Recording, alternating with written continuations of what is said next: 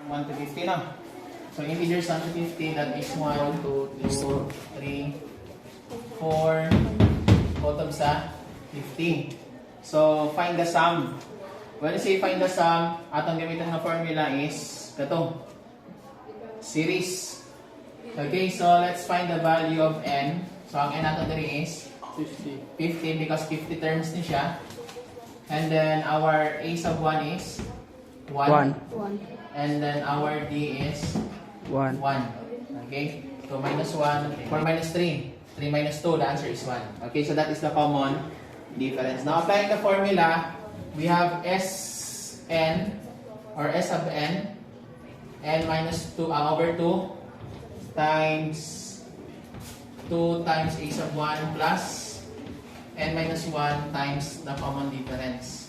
Okay, so by substitution, we have S sub 50 equals 50 over 2 times 2 times 1 plus 50 minus 1 times 1. Okay, so S sub 50 is equal to 25. 50 divided by 2? 25. Yeah, 25. 2 times 1? 2. 2. 50 minus 1? 49. Times 1? 49. We have 49. Okay? So S sub 50 is equal to 25. What is 2 plus 49? 51. Okay, 51. Now, what is 25 times 51? 25 times 51. 106. Siyang diha, sa inyo ha. Okay lang. So, 51 times 25. That is 5. We have 25. 1,002. Ayan, then. So, 1,225. 75.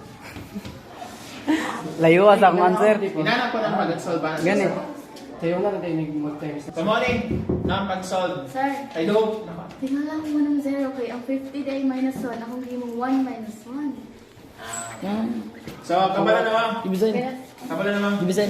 Okay, so inanap ko ng pag-solve sa isa. okay.